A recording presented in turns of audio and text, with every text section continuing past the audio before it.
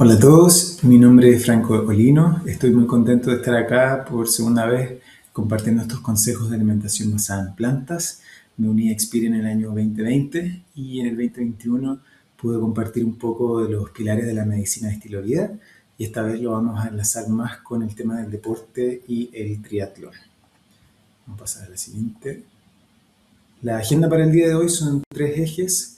Primero vamos a hablar de los pilares de la alimentación basada en plantas y la medicina del estilo de vida. Vamos a ver las cifras en Chile. Después, como segundo eje, vamos a abordar tips para incorporar el entrenamiento en nuestra rutina. Vamos a hablar de mi experiencia en el triatlón. Y finalmente el tercer eje va a ser cómo aterrizar estos conocimientos, cómo podemos crear hábitos sostenibles. Vamos a hablar un poco de por qué cuesta hacer estos cambios y también algunos consejos prácticos que me han ayudado a mí en las transiciones. Un poquito del problema a escala global. Acá estamos viendo en la parte izquierda, ¿cierto?, las tasas de obesidad de los países de la OCDE. Y si se fijan, lamentablemente Chile aparece bastante arriba en el ranking, segundo lugar, con casi 30% de población con obesidad. Las causas de muerte cuando se hacen estos análisis por país varían mucho. Mucho gracias al estilo de vida, gracias a distintas costumbres de comida en cada país, ¿cierto? Y un poco se dio vuelta el panorama de que hoy en día hay una sobreoferta de calorías que está produciendo una nueva epidemia de enfermedades crónicas de exceso. Así quizás 50 años atrás, 80 años atrás, era el tema al revés, ¿cierto? El esfuerzo era darle calorías suficientes a toda la humanidad. Hoy en día las calorías están un poco más accesibles que antes y el tema es como saber restringirlas, saber de dónde sacar nutrientes, todas esas cosas que vamos a ver un poquito más adelante. Otro punto importante también con esto es que aparece el tema de que los genes no son tan relevantes como creíamos. Un cardiólogo bien famoso tiene esta frase que dice que la genética carga la pistola, pero el estilo de vida jala del gatillo. Esto finalmente nos termina dando harto poder porque quiere decir que está en nuestro alcance poder cambiar nuestra salud y ojalá reducir el riesgo de enfermedad crónica. Ya viendo un poquito más en detalle el tema a escala nacional, aquí podemos ver cifras de la Encuesta Nacional de Salud, que lamentablemente no tiene buenos indicadores. Dice que 1 de cada 4 chilenos está en un rango de peso normal, 1 de cada 8 chilenos es diabético, la segunda cifra más alta de Latinoamérica, y la principal causa de muerte corresponde a enfermedades al corazón. Esto tiene cierto lado positivo en el sentido de que estas condiciones pueden ser prevenidas, pueden ser tratadas, incluso revertidas cambiando suficientes cosas de nuestro estilo de vida. Ahora quizás enlazándolo un poquito más con mi historia, yo era uno de estos 3 de cada 4 chilenos que no estaba en su rango de peso normal. Entonces, cuando tuve la oportunidad de empezar a cuestionarme estos temas, hubo mucho enganche de mi parte. En el año 2016 vi un documental que recuerdo hablaba sobre el impacto medioambiental de la industria animal y me generó mucho impacto. Empecé a buscar información al respecto y terminé conociendo este sitio web, se llama Nutrition Facts. Es una organización sin fines de lucro que recopila estudios nutricionales, tratando de acercar la investigación en nutrición a la gente, haciendo videos cortos, explicando qué se está investigando, qué se está concluyendo. Y acá una cita del médico, ¿cierto? Michael Greger, dice que cada año intenta leer revistas de nutrición en inglés para que las personas ocupadas como tú no tengan que hacerlo. A esta altura yo estaba bastante enganchado con el tema, empecé a leer libros de médicos estadounidenses en el 2017, haciendo transición a comidas más sanas, haciendo un experimento de ser vegetariano por un mes y leyendo libros sobre cómo las enfermedades crónicas en Estados Unidos y en el mundo occidental están relacionadas al estilo de vida. Leí sobre el estudio de China, que es un estudio de décadas de duración en China sobre causas de muerte y epidemiología. Leí libros para revertir las enfermedades cardíacas, libros que hablan en contra de las dietas, libros que hablan sobre a veces la un poco obsesión sobre la proteína que existe en el mundo occidental, libros para revertir diabetes, libros que buscan proponer la idea que el ser humano debiese sacar sus calorías del almidón, cómo el almidón nos ha ayudado, ¿cierto? Y todos estos conocimientos, la verdad, me hacían sentido. Yo notaba que mi cuerpo estaba transicionando bien, pero no eran suficientes, porque de alguna forma representaban ir en contra un poco del consejo tradicional nutricional que yo había escuchado hasta ese entonces. Entonces, a veces me tocaba un poco defender mi postura y eso me hizo sentir en la necesidad de formalizar conocimiento. Entonces, al año siguiente, en el 2018, encontré esta certificación en línea de eCornell, que es una universidad estadounidense, y después de un curso corto de 2 meses, me sentí mucho más tranquilo en saber que me baso en ese material para promover mi nutrición y es un cuerpo de evidencia muy grande, muy testeado en el tiempo y de ahí salen el 99% de los consejos que vamos a escuchar hoy en esta charla. Ya definiendo un poco la alimentación basada en plantas como tal, entrando ya en la materia, decimos que son comidas mínimamente procesadas. ¿Qué queremos decir con eso? Bueno, que no se les ha quitado nada bueno y no se les ha añadido nada malo. Un ejemplo podría ser del primer caso, el arroz blanco. Se le quitó, ¿cierto?, la cáscara del granito, el endospermo, la fibra, la vitamina, el mineral que venía ahí. Se le sacó por razones distintas, ¿cierto?, de temas quizás de sabor, que es más fácil combinarlo, más corto cocinarlo, pero ahí es algo que ya fue levemente procesado y cuando no se le ha añadido nada malo puede ser tener una buena ensalada que quizás nos podemos caer un poco encima de abusar del aceite, de la sal. Y ahí estamos añadiendo algo que a la larga no nos va a jugar a nuestro favor. Algo clave sí para hablar de esto es que esta forma de alimentación es apta para todas las etapas de la vida. Eso lo dijo la Asociación de Dietética Americana en el año 2009 en un paper de postura que dice que mientras se planee bien la alimentación, ¿cierto? Eso es una condición base para cualquier tipo de patrón alimentario, tiene que estar bien planificado, va a ser apropiada para todas las etapas del ciclo humano. Eso estamos incluyendo el embarazo, la lactancia, la infancia, la adolescencia, la vida adulta, incluso los requerimientos que necesita un atleta, que es lo que vamos a ver un poquito más adelante. Ahora, un concepto importante de aclarar cuando se habla de alimentación basada en plantas es cómo se relaciona con el veganismo. El veganismo lo podemos entender como una forma de vida que busca excluir, en la medida de lo posible y practicable, todas las formas de explotación y crueldad hacia los animales por comida, vestimenta o cualquier otro propósito. Entonces tenemos el caso que puedo empezar mi mañana con unas papas fritas, con una bebida, ¿cierto? Después me pongo unas galletas y a la hora del almuerzo puedo ir al mall a conseguir 2 hamburguesas veganas basadas en plantas. Por ende, ¿es una alimentación vegana? Sí, pero no está promoviendo una real nutrición, ¿ya? Por otra parte está la alimentación basada en plantas, que sí implica un consumo habitual y abundante de legumbres, granos integrales, frutas, verduras, los 4 grandes grupos de comidas naturales. ¿Puede ser o no 100% vegano o vegetariano? Sí. Hay cierta proporción de calorías de origen animal que podemos consumir sin sacrificar nuestra salud. Y un día promedio sería empezar con fruta picada, ¿cierto? Quizás con avena al desayuno, después una ensalada al almuerzo grande de muchos colores y seguido un plato de legumbres ahí por otro. Entonces son conceptos un poco distintos porque uno se hace exclusivamente por el respeto a los animales, mientras que el otro puede ser por temas medioambientales, temas de salud. Ahora, ¿qué es una alimentación basada en plantas? ¿Cuáles son las categorías principales? Primero tenemos las legumbres, que pueden ser porotos, arvejas. También están los bulbos de las plantas, como la cebolla, el ajo, el cebollín. Después tenemos flores de las plantas, lo que sería la coliflor, el brócoli, la alcachofa. Las frutas, que puede ser el tomate, la naranja, el kiwi. Están los tallos de las plantas también, lo que sería comer apio, comer espárragos. Las hojas, muy importantes, ¿cierto? Altas en nutrientes, bajas en calorías, como la espinaca, la rúcula. Las raíces también, estas son más altas en almidones, nos pueden satisfacer por más tiempo. La papa, la zanahoria, la betarraga. Los granos integrales son clave también, altos en fibra, nos satisfacen por harto tiempo. Está el trigo, el arroz integral, el centeno. También está todo el universo de las setas, está las portobello, champiñones de toda clase, shiitake y finalmente los frutos secos, que también aportan grasa vegetal de calidad y un montón de calorías muy sanas para absorber.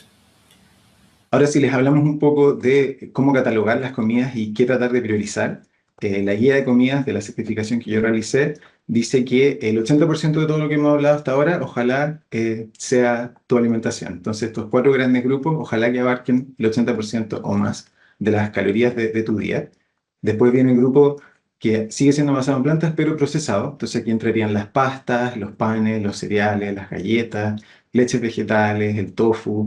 Usar con moderación, que permitan que ojalá comas más del grupo superior. Si tienes una ensalada que te gusta y le echas un aderezo, genial, porque el aderezo hace que tú disfrutes la ensalada, que absorba ciertas vitaminas, todo genial. Después está el grupo, ojalá evitar el uso diario, que serían comidas todavía basadas en plantas altamente procesadas, como serían los sustitutos de los helados vegetales, los quesos vegetales, la proteína de soya aislada, ¿cierto? Con estas que tratan de parecerse a la carne molida, y los productos de harina refinados, como el pan blanco y las pastas. Y finalmente el grupo que se busca intentar evitar o dejarlo para ocasiones particulares serían los productos muy altos en sal, muy altos en azúcar, muy altos en aceite, las frituras y los productos animales. Un concepto igual importante dentro de esto es aprovechar de comer del arco iris, ya que desarrollamos, ¿cierto?, hace decenas de miles de años la capacidad de ver muchos colores desde lejos, lo que nos ayuda a detectar cuando la fruta está lista, madura, y cada color tiene un beneficio estudiado de, ya sea metabólico, que baja la inflamación. Acá van a ir apareciendo a la izquierda, ¿cierto?, elementos como el licopeno, el betacaroteno, las antocianinas, el resveratrol, la fibra que promueve, ¿cierto?, una microbiota sana, diversa. Y la idea es que cuando yo planifique mis ensaladas, ojalá trataran de verse algo como así. Acá hay mucho color, quizás no es necesario tener 6 colores distintos, pero tratar de apuntar 3 o 4 en el plato del almuerzo de la ensalada grande, ¿cierto? Ideal, porque se balancean con nutrientes diferentes. Ahora, algo que inevitablemente sale hablando de comida sana es cómo definimos que algo es sano. ¿Es esta comida algo sano? Y ahí creo que sirve hablar un poco de la eficiencia nutricional, que sería la analogía de que todos los días tenemos una cantidad de calorías que tenemos que consumir, ¿cierto? Porque inevitablemente quemamos calorías, ¿cierto? Nuestro metabolismo, nuestras actividades, y hay que tratar de elegir alimentos nutritivos para esas calorías. Entonces la salud podríamos decir que se determina de cierta forma en la cantidad de nutrientes que alcanzamos a comer dentro de las calorías que tenemos permitidas. Pero el dato importante en esta ecuación es que los nutrientes no están presentes en todas las comidas o en porciones muy distintas. Y nos referimos a las vitaminas, a los minerales, a los fitoquímicos y las fibras.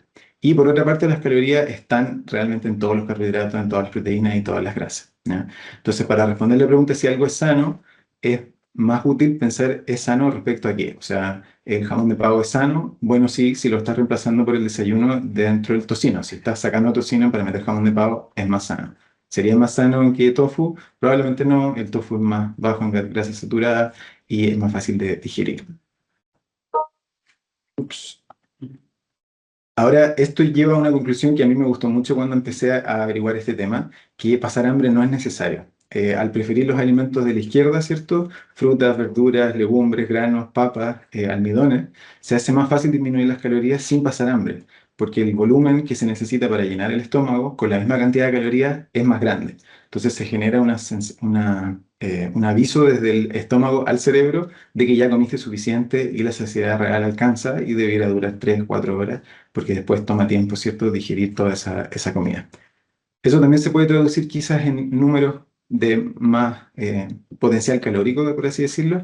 Una libra de comida se puede ver acá cuántas calorías tiene, y si se fijan, lo que debiésemos tratar de aumentar, ¿cierto?, es el lado izquierdo de las verduras, frutas, tubérculos, etcétera. Y el lado derecho, al máximo, ¿cierto?, está el aceite, la mantequilla, que son productos muy altos en grasa, que ojalá cuando se usen sea con moderación y no se nos pase la mano en ese lado, si es que nos estamos preocupando de la cantidad de calorías que comemos al día. Ahora, algo que también me gusta un poco mencionar hablando de este tema es el paradigma actual, que yo veo en Chile y he visto siempre, que habla un poco de manejar la enfermedad, ¿cierto? Es un poco reduccionista porque la salud es reactiva. Yo agendo una visita al médico cuando tengo un síntoma que quiero solucionar, cuando ya me siento mal. Entonces, el doctor bien va a ir a examinar primero los síntomas, tratar de ayudarte desde ese lado, priorizando tratamientos aislados y medicamentos que tienden a funcionar bastante rápido. Pero ¿cómo debiese ser o cómo debiéramos quizás apuntar a mezclar un paradigma futuro que tome la nutrición de manera más holística? Entonces la salud se vuelve preventiva, se examinan las causas subyacentes antes de priorizar siempre el tratamiento y medicamento, y se priorizan tratamientos sistémicos y comida natural. Esto toma más tiempo, requiere de una conversación mucho más larga, son procesos de semanas o meses, pero termina siendo como una buena primera barrera de tratamiento, ¿cierto? Y algo que se debiese diagnosticar en cualquier consulta médica. Es un poco la analogía de estar limpiando el piso, ¿cierto? Pero no poder cerrar la llave que realmente genera el problema. Aquí un caso que se me viene a la mente es la diabetes tipo 2, que es lo más común. Los medicamentos van al síntoma, van a corregir los aumentos de insulina en sangre, pero el tratamiento más holístico sería tratar de entender por qué apareció la resistencia a la insulina en primer lugar y tratar de abordar ese problema que se puede solucionar en casos cuando se aumenta la fibra, se disminuyen las grasas, que va a generar un cambio más holístico y se va a realmente atacar la causa subyacente de la enfermedad crónica.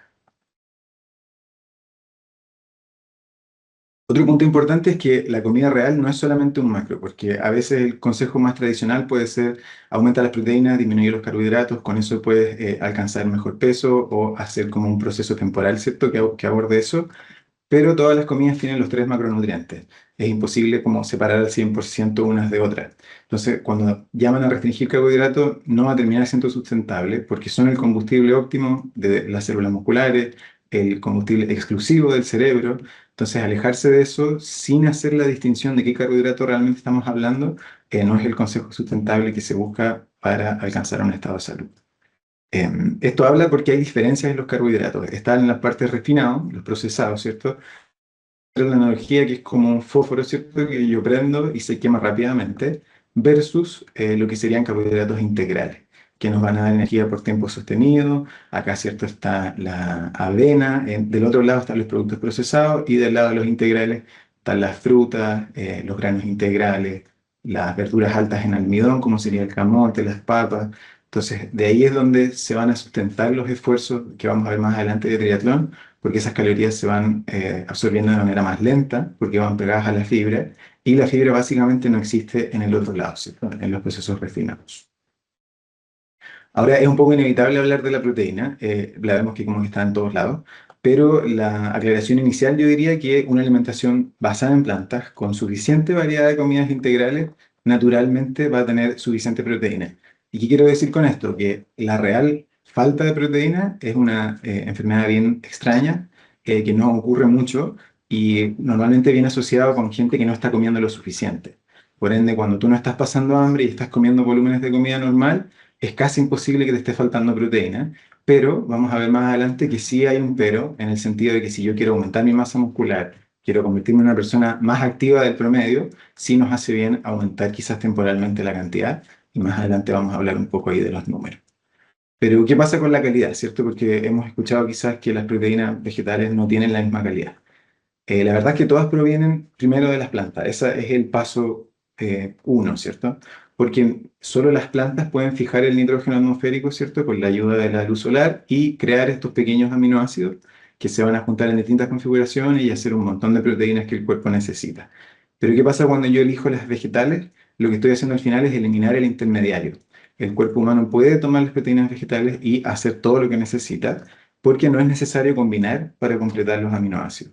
Acá se ve un gráfico bien detallado de los que se consideran esenciales, los que tenemos que conseguir en nuestra comida sí o sí, y los no esenciales, los que se pueden literalmente construir en base a los esenciales. Y si se fijan, acá arriba se ven los productos animales, las legumbres, las pastas, y tanto la proteína animal como la proteína vegetal contienen los 9 aminoácidos esenciales.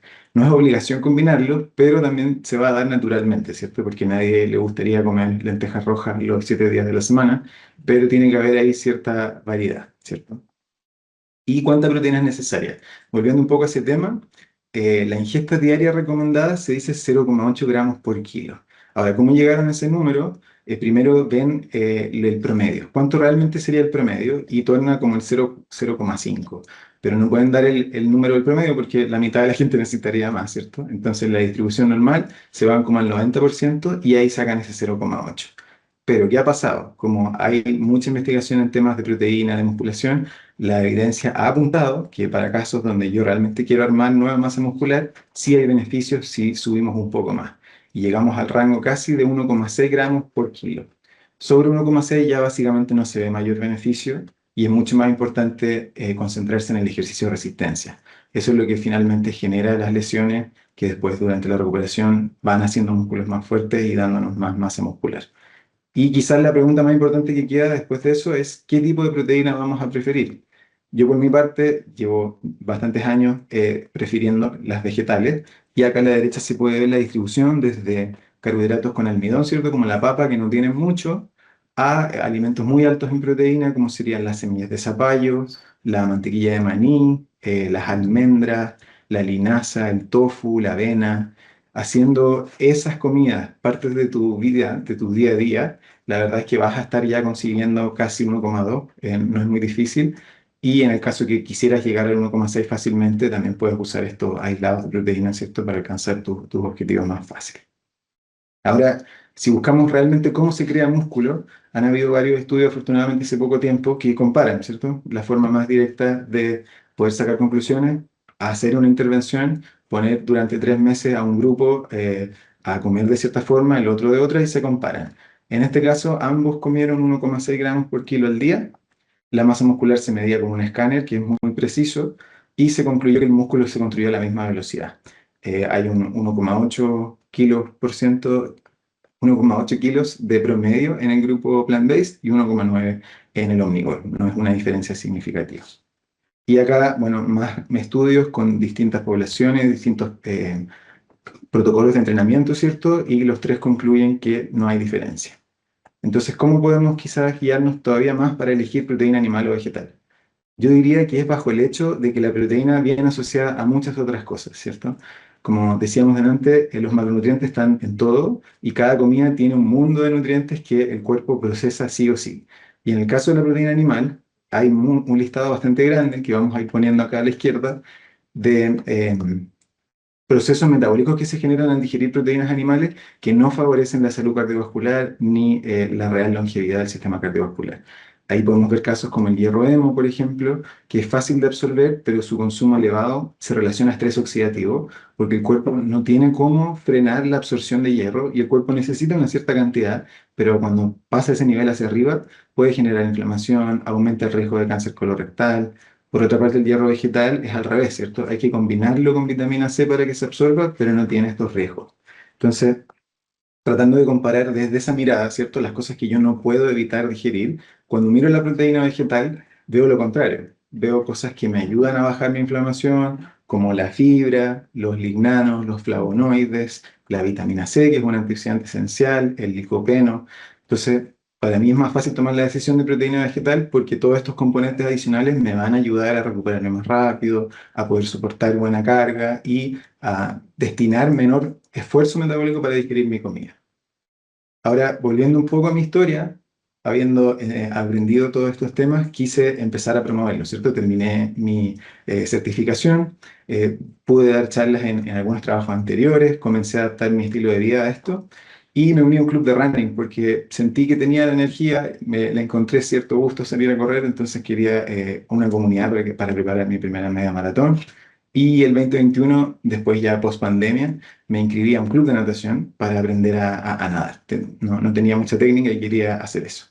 Entonces ahí durante este tiempo también me pasó que empecé a conocer asociaciones de médicos, tanto internacionales como el centro donde hice mi certificación, asociaciones estadounidenses y asociaciones nacionales. Afortunadamente en los últimos años han aparecido estas dos, la Sociedad Chilena de Medicina y Nutrición Preventiva y la Sociedad Chilena de Medicina del Estilo de Vida, que hacen investigaciones, lideran cursos en las universidades y se está generando, ojalá, una nueva generación de médicos más conscientes del estilo de vida, que es algo que Chile realmente necesita.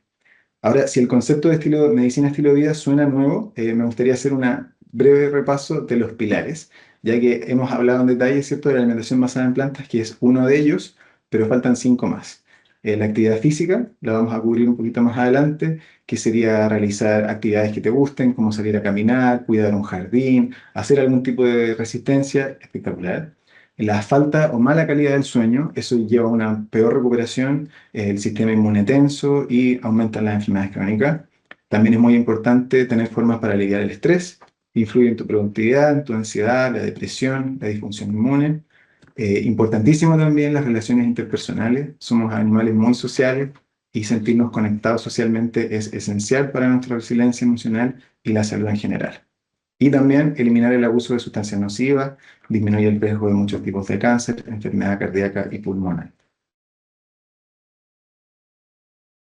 Entonces, todo esto se ve como seis pilares que ojalá debiesen ser siempre discutidos en cualquier conversación médica como primera barrera, ¿cierto? Como conocer a mi paciente, cómo le van estos pilares, porque eso al final puede ayudarnos a explicar por qué van apareciendo enfermedades crónicas cuando vamos envejeciendo.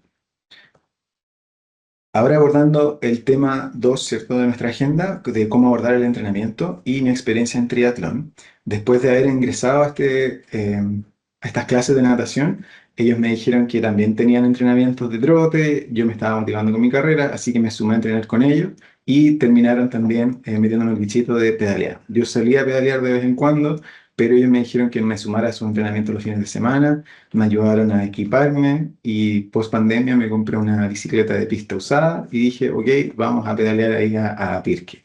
Y 4 meses entrenando con ellos, aprendí un montón, mejoré mi técnica de nado, empecé a comprar los implementos, que no son pocos, pero ojalá duren harto tiempo, ¿cierto?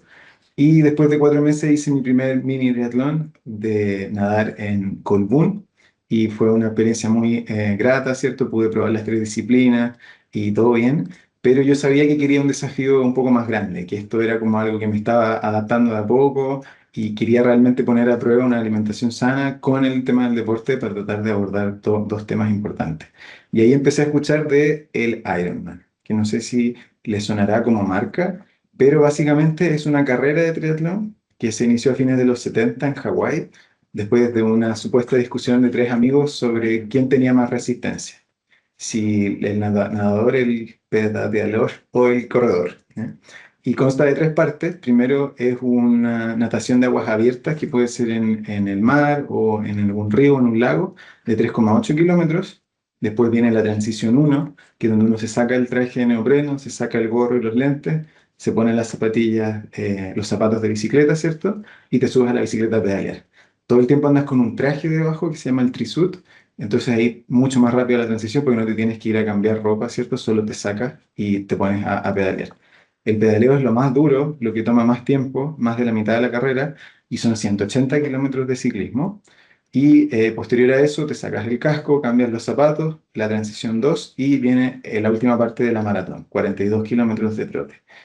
Para hacer esto te dan 17 horas, es una carrera muy larga, es el tiempo de corte máximo, que es básicamente desde que está amaneciendo hasta 11, 12, 1 de la noche. Y actualmente ya hay más de 40 carreras con la distancia full, que también se conoce como 140 porque esa es la distancia total en millas, y más de 130 carreras de distancia 70,3, que eso es lo que hemos visto más en Chile, ¿cierto? Por las carreras del sur que transmiten, abarcan la mitad de estas distancias. Yo la verdad fui a lo que iba mi equipo. Yo me sumé al grupo porque ellos decidían un lugar fuera del país al año o cada 2 años para ir y tocó Barcelona. Así que fuimos allá después de 7, 8 meses de entrenamiento con ellos. Ahí hay una foto arriba del día anterior de la carrera. Y la verdad, yo no pedía más que debutar, ¿cierto? Terminar la carrera con los tiempos de corte. Y fue una gran experiencia de muchos aprendizajes. Aprendí a desarmar mi bicicleta, a meterla en una maleta, llevarla allá, a tolerar la sensación de mareo, porque la verdad entrenando en piscina es difícil contrarrestar el movimiento de la ola, la salinidad del mar, todas cosas que ahí me fui adaptando. Preparar las transiciones también muy importante, saber qué implementos llevar, por eso ahí andar en equipo fue muy importante, éramos como 16 triatletas y todos iban acompañados de familia, una comunidad muy bonita. Y también aprender el plan de alimentación, porque hay que consumir calorías a lo largo de una carrera tan larga, no hay cómo hacerle quita a eso. Y lo principal es en la bicicleta, cuando uno puede digerir más tranquilo, porque el cuerpo va quieto, ¿cierto? Pedaleando. Y esa fue la parte más difícil para mí de la carrera, muy larga, 3 vueltas de 60 kilómetros. Y ahí se pone a prueba, ¿cierto? Tu posición en la bicicleta. Hay muchas cosas importantes de revisar ahí, porque como el pedaleo suele tomar 6 horas, quizás más, hay que tener una postura correcta. Y ahí a todo el mundo se le recomienda que ojalá algún kinesiólogo o alguien que sepa hacer estos fit, mida tu anatomía, te mida en la bicicleta y te dé consejos de cómo ajustar el asiento, cómo ajustar el manillar, la distancia correcta, si la talla está bien de tu bicicleta, eso termina siendo clave. Yo afortunadamente ese día me sentí bien, pasé por los cortes que quería y aquí una foto ya terminando en la noche, ¿cierto? En 14 horas 43 minutos mi primera carrera, acompañado ahí de la capitana del equipo que se ve a mi izquierda, ella compitiendo ahí a sus más de 60 años, la misma distancia, dándolo todo, y mi amigo Pablo ahí al otro lado, ya terminando las últimas partes de la maratón. Fue una experiencia genial, me gustó mucho haber podido terminar la carrera, pero sí sentí que había sido harto. O sea, entrenar esos volúmenes era algo que yo no me veía haciendo siempre. Entonces, naturalmente, vino un proceso más de descanso, de tratar de aprender, de qué había salido bien, qué había salido mal. Y ahí me acordé como de varias cosas que había escuchado, volviendo a hablar de la alimentación, y brevemente quiero mencionar algunas, como el tema de la inflamación. Porque generar muchas horas de cardio inevitablemente tiene un coste inflamativo en el cuerpo, ¿cierto? Entonces hay un elemento que se llama la proteína C reactiva, que la produce el hígado normalmente y naturalmente aumenta después del ejercicio como una parte normal de la reparación y la adaptación. Pero ¿qué pasa cuando se entrena mucho? Se ha detectado las diferencias entre grupos más basados en plantas versus grupos omnívoros, que estos niveles no suben tanto. Y eso nos ayuda a tener menor inflamación, nos ayuda a poder recuperarnos antes, que es el tema siguiente, la recuperación. Muy importante, ¿cierto?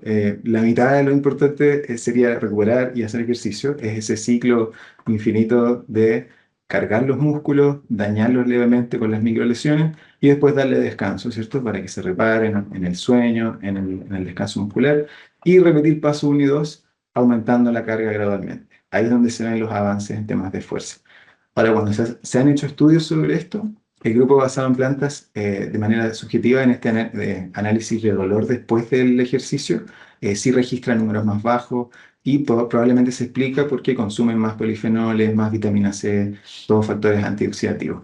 Incluso hay ciertas comidas, de manera bien específica, como se puede ver ahí, alimentos altos en licopeno, como la sandía, tomate y cosas muy rojas, ayuda muchísimo a reducir la inflamación muscular después del ejercicio y no tienen el potencial efecto en contra que podría tener tomar mucho ibuprofeno, que a la larga puede causar cierta permeabilidad intestinal. Ahora, como claves de entrenamiento, ya dejando un poco de lado el tema nutricional, también me sentí que entrenando para esto quedaba muy agotado, entonces no lo veía tan sustentable porque siempre estaba esa sensación de que hay que ir a entrenar y que darlo todo, pero después empecé como a entender un poco más de lejos que el esfuerzo cardíaco se ve por zonas, ¿ya? Entonces, aquí está la definición estándar de las zonas de esfuerzo y son 5. Entonces, cuando yo quiero medir mi corazón en estas 5 zonas, primero debiese saber cuánta es mi frecuencia cardíaca máxima. Para eso puedo hacer un ejercicio corto o si uso algún reloj que me mida, probablemente ya tiene una estimación. O se puede hacer un poco al ojo por el tema de la edad y después tú revisas cómo te sientes dentro de esta zona. Porque todas comparten ciertas cosas. El ejercicio en zona uno es estar de pie, quizás estar cocinando, caminar lento. El ejercicio en zona 2 sería un trote muy, muy suave que te puede permitir conversar, ¿cierto? Hacerlo por harto rato. La zona 3 ya sería un poco lo que conocemos como el esfuerzo de hacer cardio, quizás estar pedaleando, caminar un poco más rápido, trotar un poco más rápido. La zona 4 ya se nota que no es muy sustentable, uno nota que el corazón va muy rápido y estás realmente gastando harta energía para moverte. Y la zona 5 ya lo estás dando todo, ¿cierto? Ahí persiguiendo la micro en el último minuto y corriendo a la velocidad más rápida que puedas soportar. Entonces la idea y lo que me llamó la atención es que para carreras muy largas, la clave es solamente la zona 2. Entonces juego un poco en contra con esa idea como de no pain, no gain, y que uno tiene que darlo todo. Para el cardio no es así. Hay que priorizar la zona 2 porque va a tener un montón de beneficios que vamos a ver un poquito más adelante. Para entender entonces esta analogía del corazón puede ser útil pensarlo como un auto, ¿cierto? El auto lleva una velocidad que uno ve en el velocímetro y las revoluciones por minuto del auto se podrían comparar a las revoluciones, las pulsaciones del corazón, ¿cierto? ¿Y qué tanto está trabajando tu cuerpo para sostener esa velocidad? Va a ser un número que va a estar dado por tu capacidad aeróbica, por qué tan acostumbrado estás al ejercicio, un montón de cosas, pero lo importante es que ese número se estabiliza. Entonces, si yo realmente me comprometo a hacer ejercicio en zona 2, a la larga voy a ir viendo que mi corazón se está acostumbrando y que la pulsación empieza a bajar con el mismo esfuerzo.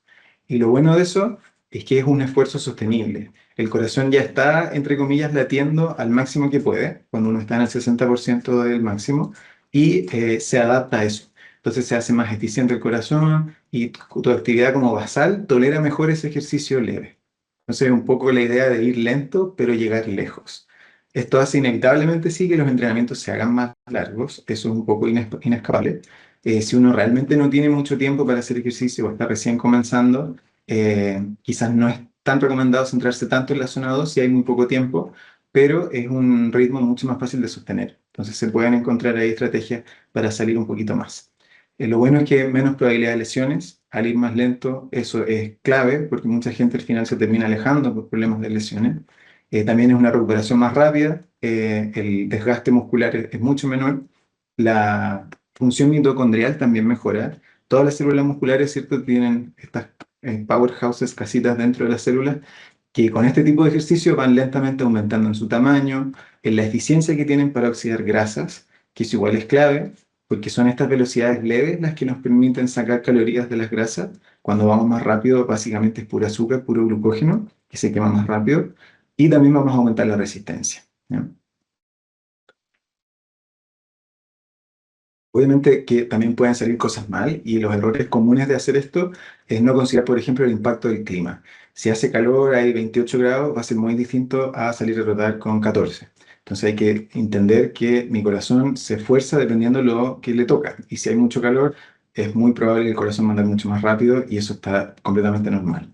La elevación también nos va a hacer salirnos del rango, ¿cierto? Lo más normal es que cuando uno sale y se mira el reloj y dice, oye, no me da ni siquiera como para trotar lento porque automáticamente llego a zona 3. Eso es parte del proceso. Entonces ahí simplemente bajar el ritmo, caminar es lo más recomendado y después cuando el corazón realmente ya baja y uno siente que se calmó, retomar el trote suave y hacer esos periodos de ambas cosas a la vez. Como decíamos delante, hacer el 100% en zona 2 tampoco es lo recomendado. Es importante que los músculos igual puedan contraerse rápidamente y que haya algún tipo de ejercicio de velocidad para sentirse ágil y toda esa parte es importante, pero normalmente 80-20 en la distribución es más que suficiente y no aumentar el tiempo de la sesión también puede ser visto como un error. Y por supuesto no medir bien la frecuencia cardíaca, porque quizás si lo haces por estimación puede ser un poco más difícil, idealmente tener algún tipo de reloj o algo que te mida la frecuencia cardíaca de manera más confiable. Ahora, pensando en todos estos cambios, yo me había un poco retirado del equipo de triatlón, estaba tomándomelo más a mi ritmo el entrenamiento, pero de todas formas decidí inscribirme a una segunda carrera para poner a prueba este entrenamiento, porque lo hice bastante más individual, por así decirlo, pero habían varias cosas que me generaban un poco de duda y quería volver a ir a una carrera para saber cómo me iba. Entonces, para poner a prueba esto, me inscribí 2 años más tarde a una carrera en Estados Unidos, en Texas. Y allá llegué 3 días antes de la carrera. Esta vez arrendé una bicicleta allá, entonces estuve probando la bicicleta un par de días antes. Y lo curioso fue que terminé entrenando menos tiempo que en la primera carrera, pero priorizando esto que había aprendido, que había leído de la zona 2. Y la verdad me sentí bastante más cómodo con el ritmo del pedaleo, el ritmo del trote. Muchas lecciones aprendidas, logré también terminar de noche, pero demorándome 1 hora menos que la primera vez, así que eso me motivó bastante. Sentí mejores señales que me dio el cuerpo, estuve más atento a eso. Pude como definir mejor cuándo realmente podía subir un poco la velocidad sin comprometer el resto de la carrera y cuánta comida podía tolerar en digerir, ¿cierto? Y establecer bien esos tiempos entre la bicicleta y el trote. Me sirvió mucho para confiar en el proceso. Ya pude ver a ciencia cierta que el no pain no gain no era tan importante para el esfuerzo cardíaco y logré terminar corriendo bien y con las piernas en buen estado. Ahora estoy preparando lo que va a ser mi tercer desafío, que es a fin de año, es el Ironman de Valdivia. Muy contento de que se va a hacer una competencia de la distancia full a fines de noviembre y la idea es ojalá volver a mejorar la marca, entrenar ahora más pierna porque es algo que me faltó en la bicicleta, no hay escapatoria a eso, hay que ser capaz de tener buenos glúteos, buenas piernas para soportar el tiempo de la bici. Y la carrera ahora es ahí en el río de Valdivia, a fines de noviembre, se hace esa vuelta, después el pedaleo 3 vueltas también entiendo, que van hacia Máfila, hacia la ruta 5, después un desvío por la ruta 200 y de vuelta a Valdivia. Y finalmente la maratón dentro de la ciudad misma por la costanera, 3 vueltas de 14 kilómetros y ahí estaremos a fin de noviembre dándolo todo. Ahora, para quizá empezar a cerrar un poco el tema del triatlón, me gustaría igual mostrarles brevemente cómo se ve un ejemplo de un calendario semanal de entrenamiento, que es más o menos algo así. Entonces, como hay que meter 3 disciplinas y la idea es no dejar una disciplina de lado por mucho tiempo, se terminan haciendo entrenamientos dobles. Entonces, la natación suele ir en la mañana, 3 veces por semana o dos. La calistenia son 25 minutos de activar el cuerpo, un poco de sentadillas, de jumping jacks, ejercicios como para activar el cuerpo, ¿cierto? Se hacen como calentamiento. Y está el tema del rodillo también, que es andar en la bicicleta. Esos son 2 sesiones. Y las sesiones de gimnasio, que eso es un poco mi desafío más grande ahí, porque es otro esfuerzo de voluntad y de sensaciones, ¿cierto? De entrenar fuerza requiere otro tipo. Y ahí estamos dándole 2 veces por semana. El fin de semana para un triatleta suele ser similar. Se hace un pedaleo largo en la mañana y un trote después de eso, porque hay que acostumbrar las piernas a esa sensación de empezar a trotar con las piernas cansadas. Y el domingo se trabaja el trote de largo progresivo. Ya para pasar al último tema de la agenda, que es un poco cómo podemos aterrizar todo este conocimiento y ayudarlo a que nos cree hábitos, ciertos hábitos sostenibles, voy a hablar también un poco de por qué cuesta el cambio y algunos consejos prácticos. Para explicar este tema de por qué cuesta el cambio, nos vamos a ir muy atrás en el tiempo, al inicio de nuestra especie, 300.000 años, y si se fijan en la línea de abajo, ¿cierto? Todo lo horizontal es la evolución de nuestra especie, como lo ha medido la arqueología. Vamos a hacer un zoom muy grande de 300 a 12, los últimos 12.000 años. ¿Por qué? Porque acá se ven las primeras revoluciones agrícolas, los primeros reinos, la invención del dinero, los primeros imperios, y en el color verde que está muy a la derecha en chiquitito, la revolución científica, 1500, 1600, y la revolución industrial, 1800, 1900, el periodo actual. Ahora vendría ahí quizás el último píxel de la revolución de la inteligencia artificial, pero ¿cuál es el punto de esto? La alimentación basada en plantas nos ha acompañado el 99,9% de ese camino. Antes ni siquiera era un tema de, no, yo voy a comer de esta forma y yo voy a comer de la otra.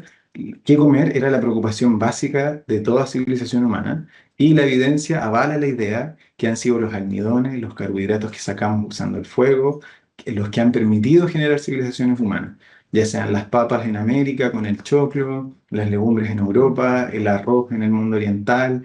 Eso realmente han sido los motores calóricos de todas las civilizaciones humanas a lo largo de decenas de miles de años.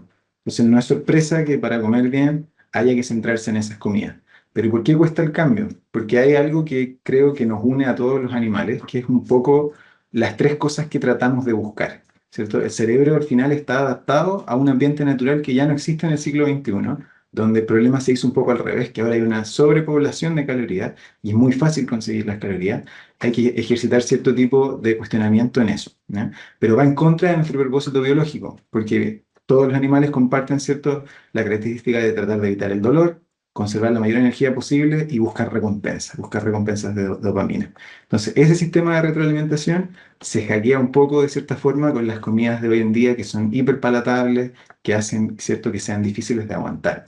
Y la motivación no va a ser suficiente para sostener el día a día por semanas, por meses, por años. La motivación nos puede ayudar un montón para planificar, para comenzar, pero es difícil pensar que solamente con motivación vamos a salir adelante con este tipo de cambios. Entonces, ¿por qué cuesta el cambio? Porque antiguamente, en el 99,5% de nuestra evolución como especie, trabajar hacia esos objetivos hacía que lo que se sentía bien, hacía bien, y lo que se sentía mal, hacía mal. Entonces, si yo encontraba una fruta, encontraba algo para comer, lo sentía rico, me adaptaba a eso, genial. Pero hoy en día ya no estamos en ese contexto, ¿cierto? Estoy en un supermercado bombardeado de distintos productos procesados, distintos colores llamativos, me traen el recuerdo de cómo me siento comiendo eso. Es otro tipo de impacto, ¿cierto? Y eso nos lleva a un tema clave para mí, que es la trampa dietética del paladar. Entonces, esto se lee de izquierda a derecha, ¿cierto? Y consta de 5 fases. La fase uno es la que podríamos asumir que todos empezamos cuando nacimos, ¿cierto? A recién conocer las comidas. Y si se fijan, la zona del placer natural está bien establecida, está en el centro, está normal. Y eso es cuando un bebé, ¿cierto? Un infante empieza a comer, descubre distintos sabores, todo genial. Pero ¿qué pasa comúnmente en el siglo XXI, ¿cierto? Cuando inevitablemente se introducen estas comidas procesadas, el placer inicialmente aumenta. Y digo, oye, esto es mucho mejor que lo que yo estaba probando delante, me gusta mucho, qué bueno que está, ¿cierto? Y se puede generar ahí cierto enganche. Y eso, lamentablemente, ni siquiera se queda ahí arriba, porque inevitablemente va a venir la fase 3 donde uno se va como a neuroadaptar a esta comida chatarra, y después de 4, 5, 6 meses comiendo el mismo producto, ya no te genera ese mismo interés inicial que sí fue cuando venías de las comidas más naturales. Y eso lamentablemente esconde algo acá en esta fase 3, que es que tu paladar ya se adaptó a ese nivel. Entonces, ¿qué pasa cuando tú quieres salir de eso? Caerías en lo que se llamaría la fase 4, donde la reintroducción de comidas naturales integrales genera una zona de placer disminuido. Entonces aquí es un tema, creo yo, clave, porque va a pasar inevitablemente cuando tú trates de hacer cambios en tu día a día apuntando a algo más saludable. El placer de la comida, ¿cierto? El sabor puede que no se sienta tanto, puede que tú digas, bueno, quizás no vale la pena comer estas comidas que no me gustan y genere cierta resistencia inevitable. Pero lo bueno es que son procesos que se pueden agilizar un poco si estás dispuesto a hacer protocolos de ayuno o realmente bueno, asesorarte médicamente también, muy importante en esos temas, pero inevitablemente después de unos meses tu paladar se va a ir adaptando. Las grasas entiendo que es lo que más toma, el azúcar y la sal no toman tanto, pero uno puede ir encontrando variaciones en su receta, ¿cierto? Y finalmente ojalá caer en la fase 5 que sería restaurar el paladar a alimentos integrales naturales. Y ahí, por supuesto, inevitablemente pueden haber momentos de nuevo de entrar en la fase 2, ¿cierto? No queremos restringirnos 100%, pero es importante estar consciente de cómo está nuestro paladar, cómo están nuestros hábitos, porque todo eso se termina moldeando a una velocidad que a veces uno no se da cuenta y permite que uno siempre esté conforme con lo que está comiendo, que eso es muy importante. Ahora, la última trampa que mencionar, que es muy importante también, sería el impacto de la microbiota. La microbiota son todos estos organismos que viven en nuestro intestino, que son billones de bacterias, pesan aproximadamente 200 gramos, pero contienen casi la misma cantidad de células humanas de nuestro cuerpo, y es todo un ecosistema, o sea, un mundo entero dentro de nuestro intestino, de distintos tipos de bacterias, de virus, de hongos. Muchos viven ahí en la nada haciendo su vida, no nos hacen daño ni nada, están ahí. Algunos nos hacen un poco de daño en el sentido de que aumentan la inflamación, otros nos dan ácidos grasos de cadena corta que usa el cerebro. Entonces hay una relación ahí que se está estudiando mucho estos últimos años que se le conoce como el segundo cerebro, cómo se puede relacionar con la salud mental, montones de cambios que vienen del intestino, ¿cierto? Esa sensación como interna de que la guata sabe, esa sensación de las cosas que me caen bien, que me caen mal. Hay todo un mundo de investigación ahí muy interesante y el consejo que va con esto es que se adapta de a poco. Cambiar esta alimentación rápido inevitablemente va a generar malestares estomacales. La microbiota que consume normalmente mucha proteína animal y poca fibra va a estar asociada a ciertas condiciones inflamatorias, mientras que la microbiota asociada a la proteína vegetal y mucha fibra va a tener más variedad, va a hacer estos ácidos grasos que mencionábamos y se perfila mejor en temas de longevidad y salud cardiovascular. Por eso yo creo que la transición lenta es más útil en este caso, a entender de que hay gente que puede preferir hacer todo un poco más de golpe y está dispuesto quizás a tener ciertos malestares estomacales, también está bien, o sea, nada que decir de abarcarlo así, pero yo recomendaría la verdad ir de a poco, sumar una media taza de lenteja a una ensalada ya es un paso genial de hacer a diario. La lenteja es más fácil de digerir, ¿cierto? Por su forma, tiene menos carbohidratos complejos y también puede ser cambiar arroz integral por arroz blanco, ¿cierto? Aumentaríamos el consumo de fibras, de vitaminas, a pesar que hay que entender, ¿cierto?, que va a tomar más tiempo en cocerse, puede que requiera sazonarlo un poco distinto, y aumentar las porciones de frutas y verduras de a poco. Mucho más positivo el mensaje de agreguemos estas comidas a nuestro hábito que empecemos a restringir otras. La idea es que con el tiempo estas comidas que yo agregué van a ir naturalmente ganando su espacio y sacando un poco los productos que no son tan saludables. Algunos libros que quizás les podría interesar.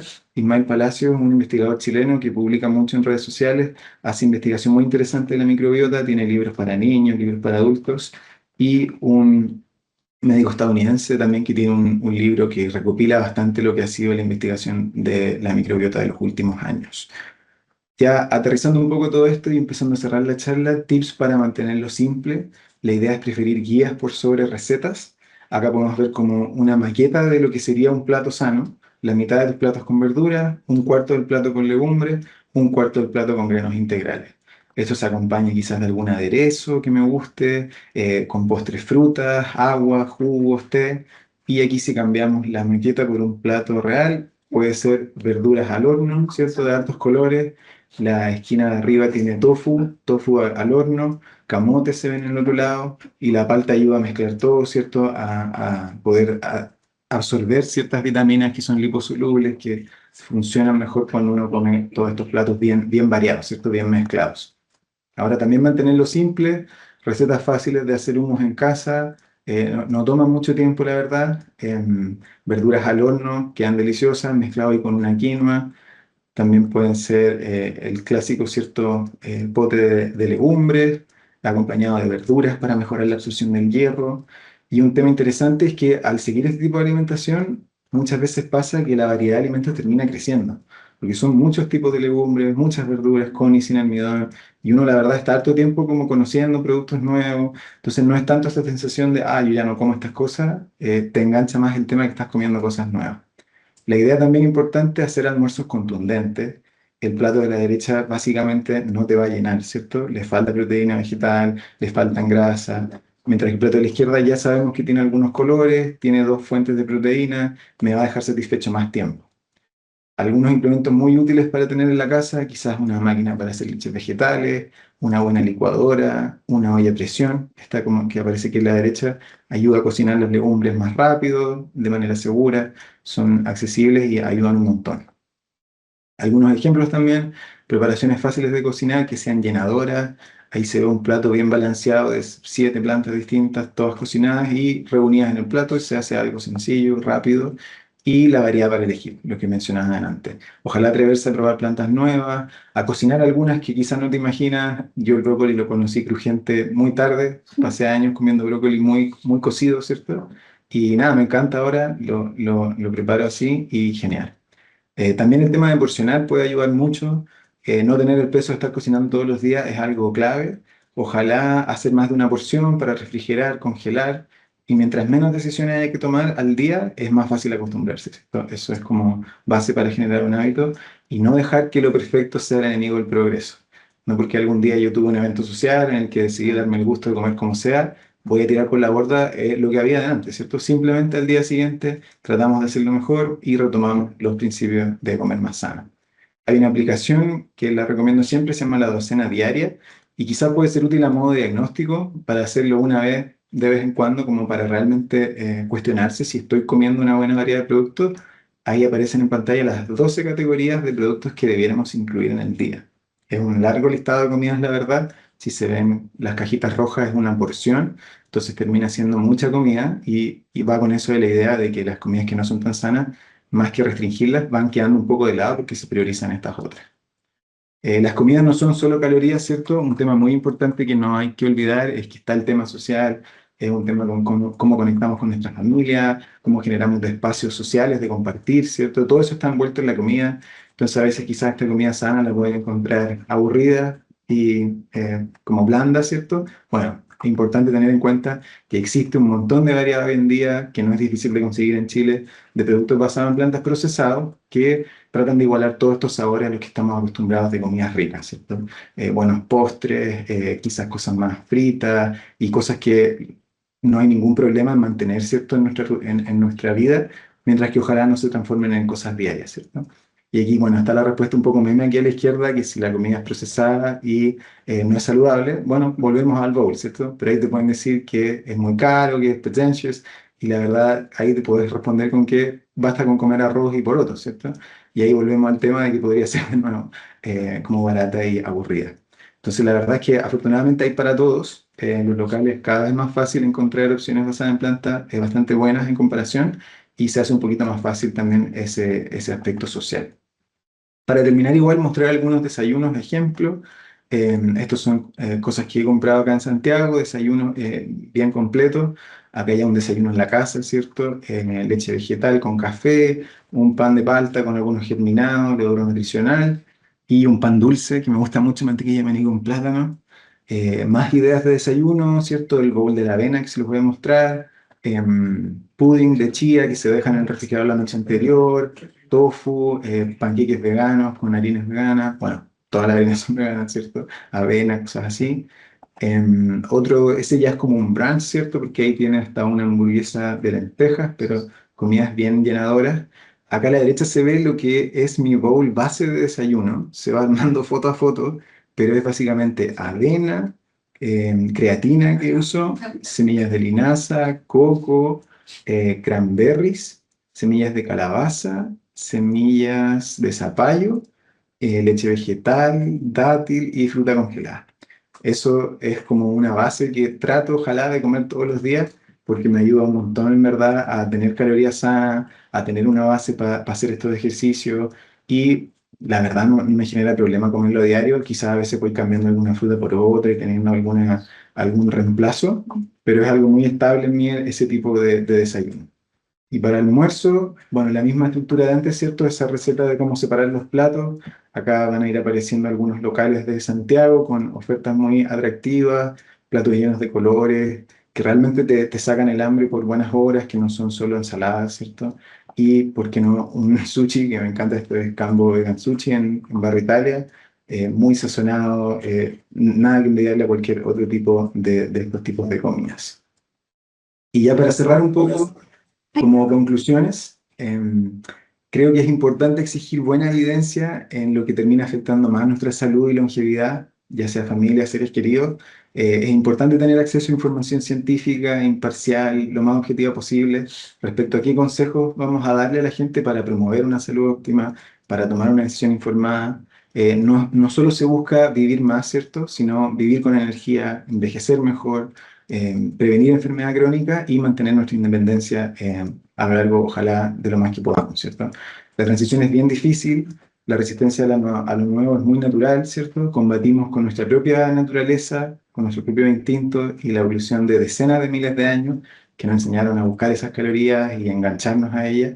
Pero el ejercicio también es importante, se adapta mejor cuando se estructura con incrementos graduales, cuando se prioriza el ejercicio suave y ojalá se encuentren actividades que nos llamen la atención, que de alguna forma nos gusten, nos desafíen y que nos permitan crear comunidad, que es muy importante también en estos procesos de cambio. Hay un tremendo poder, creo yo, sobre el destino de nuestra salud. Los genes nos pueden predisponer a ciertas cosas, pero el estilo de vida en muchos de esos casos va a determinar realmente qué condición se desarrolla. Y con eso me gustaría dar por cerrada la charla. Muchas gracias a todos los presentes. Espero que ahora haya quizás un momento para consultas. Y eso, feliz de compartir desde aquí. Gracias, Fran. Tenemos hambre aquí. Rodrigo tiene una pregunta bien. Dale más, Rodrigo. Sí, gracias, Vero. Franco, ¿no? En realidad, agradecerte y felicitarte.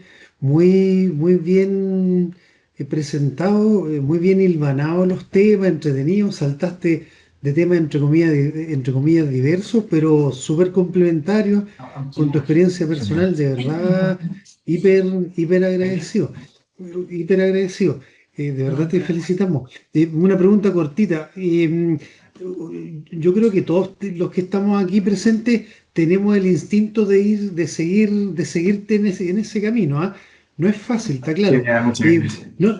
De verdad, no te escuché hablar, por ejemplo, de una cosa híbrida, por ejemplo, comer huevo está estrictamente prohibido, sería como un pecado, o no tanto, de vez en cuando, o por Claro. ejemplo, el kéfir, que también aporta, se Ajá, supone que hay de sí. eso. ¿Mm? Sí, el huevo, genial. O sea, si está parte de tu rutina y como hablamos delante, está reemplazando quizás otro producto, genial que esté, ¿cierto? Igual es muy nutritivo y provee ciertas cosas. Yo decido dejarlo de lado porque trato de englobar mi alimentación desde una perspectiva vegana. Entonces, como me di cuenta que probablemente no me iba a faltar nada, las cosas que me da el huevo las puedo conseguir en otro lado, por eso terminé dejándolo de lado, ¿cierto? Pero es una buena alternativa también para el desayuno. Y lo segundo, el kéfir entiendo que es un prebiótico, no sé no me acuerdo esa distinción, pero también genera, ¿cierto?, que una mayor diversidad en la microbiota y consumos como para arreglar problemas de microbiota puede ser muy útil, porque a veces te puede dar una infección, puedes tener un problema serio de salud y la microbiota se desordena por completo y ahí es muy útil este tipo de productos para repoblar tu intestino y pueden servir como Ya, tratamiento para eso. ya. En caso de urgencia, rompe el cristal. Ah, sí. Dale. Muchas gracias. Muchas Felicitaciones. gracias. Franco, lo que más comentaba la gente en el chat, el tema de las legumbres, que a muchos les caen pesadas Claro. cuando comen. Entonces, bueno, la mayoría se dio aquí algunos consejitos. A mí en lo Sí, personal me ayuda mucho tomar infusiones como calientes después de comer legumbres. claro. Me ayuda mucho en la digestión. Sí, ahí yo he escuchado varios consejos. El primero es que ningún tiempo de remojo es suficiente, o sea, 8 horas hace bien, pero puedes llegar a 24 sin problema. Puedes cambiar el agua 2 veces, porque con el contacto del agua, ¿cierto? Estos carbohidratos se empiezan a preprocesar, ¿cierto? Entra el agua dentro de la semilla y lo hace mucho más fácil de digerir. Entonces eso a veces ayuda harto, dejarlo, por ejemplo, una noche entera, botar esa agua y después 8 horas más, ¿ya? Hay gente que creo le echa ciertas hojas de laurel, he escuchado a las ollas, y no sé qué tanto hay evidencia de eso, pero todo eso ayuda. Y lo importante quizás es elegir legumbres más fáciles de digerir. Y eso, por ejemplo, se puede hacer comparando cómo es la legumbre. El garbanzo es más grande, ¿cierto? Es como un circulito, una esfera, por lo tanto tiene un montón de carbohidratos difíciles de digerir adentro de esa esfera. También la lenteja roja, por ejemplo, ya está como partida, es aplanadita, ¿cierto? Y la proporción es mucho más estable y suele ser más fácil de digerir. Entonces yo tendría ese cuidado de elegir legumbres fáciles, lentejas rojas, lentejas tradicionales, y aumentarlo de a poco. Cocerlas mucho, y incluso un tercio de taza en una ensalada ya va a ser un paso en la dirección correcta, y así el potencial problema de reaccionar mal frente a ello baja considerablemente. Franco, otra pregunta que dejaron acá dentro dice sí, ¿qué tan real es el aporte de proteínas en los yogur que dicen proteicos o la leche? Claro. Para todo es como alto en proteínas. Sí. Eso. Yo lamentablemente entiendo que en Chile no se fiscaliza mucho, entonces no me sorprendería que cuando se analice en laboratorio no todas lleguen a esos rangos. No sé si hay mucho esfuerzo en fiscalizar esas cosas, pero es probable también, porque los productos animales como los lácteos más concentrados, sí van a terminar siendo altos en proteína también. Entonces quizás no están exagerando con la cantidad, pero claro, bajo esta perspectiva de buscar proteínas más sanas, quedarían un poco de lado en comparación con las vegetales. Súper. O sea, y las leches vegetales son mucho mejor, por ejemplo, la leche de almendra, la leche de coco, son superiores al Claro. aporte proteico. Mira, entiendo que la única que se acerca a la leche de vaca es la de soya. La leche de soya es alta en todos esos temas, calcio, proteína, pero creo que quizás también es bueno quitarle un poco de peso al tema de leche que nos nutra, porque al final la leche ayuda, por ejemplo, a consumir el buen desayuno, el café, entonces van a haber otras cosas, quizás van a darnos más nutrición que pedirle tanto a la leche, pero si se busca harta proteína y harto calcio, la leche de soya suele ser siempre la mejor de esas. Súper. Esas son las consultas. Te deseo Perfecto. suerte en Valdivia. Muchas gracias. Por favor, compartir la presentación Sí, con varias personas. va a estar en PDF y va a ser enviada a todos. Súper. Muchas gracias, equipo. Bueno, y con esto cerramos nuestro mes de la salud. El lunes nos vemos. Esperamos que el fin de semana todos terminemos de pasar agosto, como nos habíamos prometido. ¿Cierto? Y que bueno, me gusta que la gente se preocupe de su salud, que tomemos conciencia de cómo nos alimentamos, de cómo estamos cuidando nuestra salud bucal, también nuestro sueño, nuestra salud emocional. Todos esos temas son tan importantes, más en Chile, donde el índice de estrés y de depresión y de temas de salud mental está súper alto. Así que qué bueno que todos estemos tomando conciencia, haciendo algo por nosotros mismos, Sí, por nuestra salud. y muchas gracias, Vero, por establecer este espacio, y la verdad feliz de haber podido compartir esta información con ustedes. Gracias. Ahora nos vamos a comer nuestro bowl marroquí, para los que estamos en la oficina. Muchas gracias. Un abrazo a todos. Nos vemos. Chao, chao.